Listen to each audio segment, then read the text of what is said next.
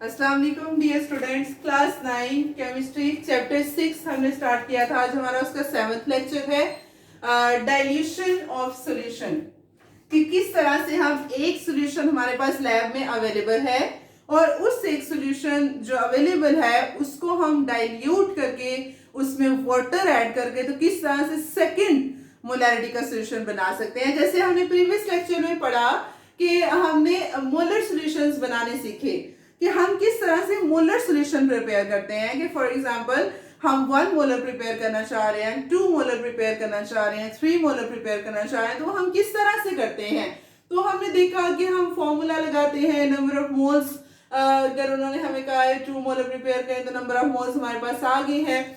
फिर हम molar mass वाला फॉर्मूला लगा के उसका मैस कैलकुलेट कर लेते हैं और जितना मैस आ जाता है उतने ग्राम हम वो लेके वो चीज और उसको 1 डेसीमीटर क्यूब में ऐड कर देते हैं, तो हमारे पास मोलैरिटी सॉल्यूशन प्रिपेयर हो गया। आज हमने पढ़ना है कि हमारे पास एक सिंगल मोलैरिटी का सॉल्यूशन अवेलेबल है। फॉर एग्जांपल हमारे पास लैब में पोटाशियम पर मैग्नेट है, पिंक कलर का ये सॉल्यूशन होता है, इसको पिंकी भी कहते हैं। तो पोटाशियम पर मैग्नेट हमारे पास 0.1 मोलर पड़ा हुआ है, KMnO4। ये 0.1 मोलर प्रिपेयर होता है। इस 15.8 ग्राम पोटेशियम पर मैग्नेट को हम 1000 क्यूबिक सेंटीमीटर में ऐड करते हैं। तो ये हमारे पास 0.1 मोलर पोटेशियम पर मैग्नेट लैब में पड़ा है। अब हम लेकिन हमें चाहिए 0.01 मोलर, ठीक है। और वो जो हमें 0.01 मोलर चाहिए वो कितना चाहिए, कितना वॉल्यूम उसका होना चाहिए, 100 क्यूबिक सेंटीमीटर। हमें 100 क्यूबिक सेंटीमीटर सॉल्यूशन चाहिए, लेकिन इस मोलैरिटी का चाहिए 0.01 मोलर, मतलब और डाइल्यूट चाहिए। अब 0.01 चाहिए, 0.1 से छोटा ही है ना, तो हमें इतना डाइल्यूट सॉल्यूशन चाहिए। तो हम फिर क्या करें, अब कैसे हमने टाइम बचाना है, तो हम क्या करें, किस तरह से ये 0.1 से हम 0.01 बना सकते हैं। अब एक इसके लिए formula, dilution formula M1V1 is equal to M2V2। अब पहली जो सॉल्यूशन है हमारे पास पड़ा हुआ उसकी कितनी मोलैरिटी है, 0.1 मोलर। ये हो गई हमारे पास M1 0.1 मोलर। उस जो सॉल्यूशन पड़ा है उसका वॉल्यूम कितना है वो हमें नहीं पता, मतलब उसमें से हमें कितना वॉल्यूम लेना है वो हमें नहीं पता।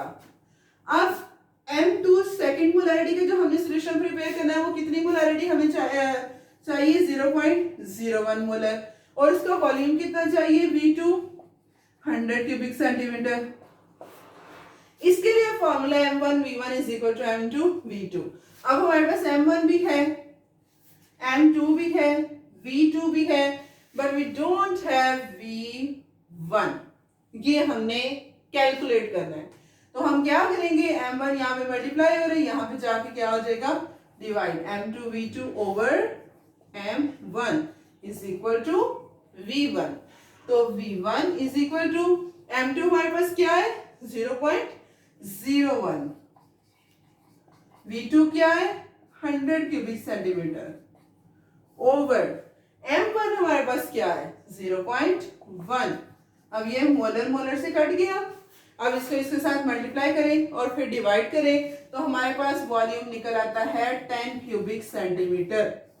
मतलब क्या है कि सिंपली जो हमारे पास 0.1 मोलर सॉल्यूशन पड़ा हुआ है ना, हम बनाना चाह रहे हैं 0.01, तो हम किस तरह से बनाएं, सिंपली हमने क्या करना है कि जो 0.1 मोलर पड़ा है उसमें से हमने पिपेट की मदद से, पिपेट जो शक्कर लैब में यूज होती है, इस शेप की पतली सी ट्यूब होती है, सॉरी प्लास्टिक की, जिसके ऊपर हम सक करते हैं, पिपेट की मदद से हमने क्या करना है, ये जो 0.1 मोलर है इसमें से 10 क्यूबिक सेंटीमीटर निकालना है।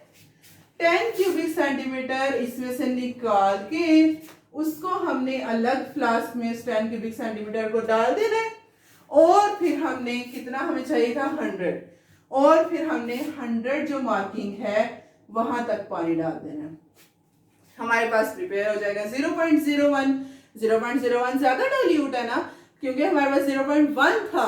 हम ये हुई है डाइल्यूशन कि हमने एक मोलैरिटी था सोल्यूशन था और उस एक मोलैरिटी से हमने उसमें पानी डाल के तो एक और मोलैरिटी का सोल्यूशन बना लिया है, 0.01 मोलर बना लिया है।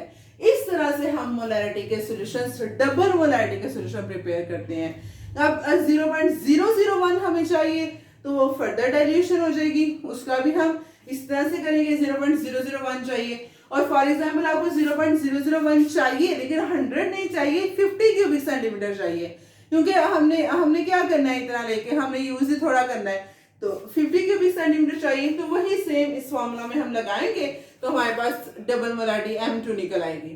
तो वो हम फिर उतना वॉल्यूम लेके उसको 50 क्यूबिक सेंटीमीटर तक पानी डाल लेंगे, डाइल्यूट कर लेंगे। इस तरह से हम जो है वो डबल मोलैरिटी का सॉल्यूशन प्रिपेयर करते हैं। ये टाइम सेविंग प्रोसेस होता है बेसिकली, क्योंकि लैब में हमने जब परफॉर्म करने होते हैं, स्पेक्ट्रोस्कोपी परफॉर्म करते हैं, मैथ स्पेक्ट्रोस्कोपी या बाकी एटॉमिक स्पेक्ट्रोस्कोपी, तो उस केस में फिर क्या होता है कि हमें डिफरेंट मोलैरिटीज के सॉल्यूशन चाहिए होते हैं वेवलेंथ चेक करने के लिए।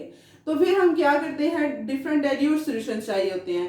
तो फिर हम यही करते हैं कि एक सॉल्यूशन बनाते हैं और उस एक सॉल्यूशन से फिर कैलकुलेशन करके फॉर्मूला लगा के फिर उस एक सॉल्यूशन से थोड़ा थोड़ा सा लेते जाते हैं और उसमें पानी डाल डाल के डिफरेंट सॉल्यूशंस बना देते हैं। तो इस तरह से ये डबल मोलैरिटी के सॉल्यूशंस प्रिपेयर होते हैं।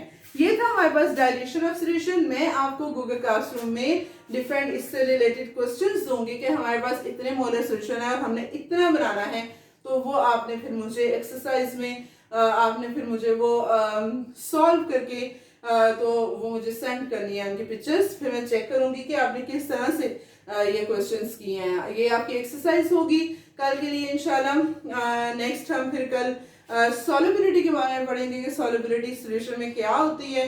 सॉल्युबिलिटी बेसिकली होता है जितना कितना सोल्यूट डिसॉल्व हुआ है एक सॉल्यूशन के अंदर। हमारे पास 100 ग्राम ऑफ सॉल्वेंट है, सैचुरेटेड सॉल्यूशन प्रिपेयर करना है और उस 100 ग्राम में हमारे पास कितना सोल्यूट हल हुआ है, दैट इज एक्चुअली सॉल्युबिलिटी। तो हम पढ़ेंगे कि सॉल्युबिलिटी पर डिफरेंट फैक्टर्स हैं जो इफेक्ट करते हैं। लाइक डिसॉल्व लाइक है, फैक्ट ऑफ टेम्परेचर है सॉल्युबिलिटी के ऊपर, तो वो किस तरह से इफेक्ट करते हैं कल इंशाल्लाह हम वो पढ़ेंगे। आज के लिए इतना ही है। अस्सलाम वालेकुम, अल्लाह हाफिज।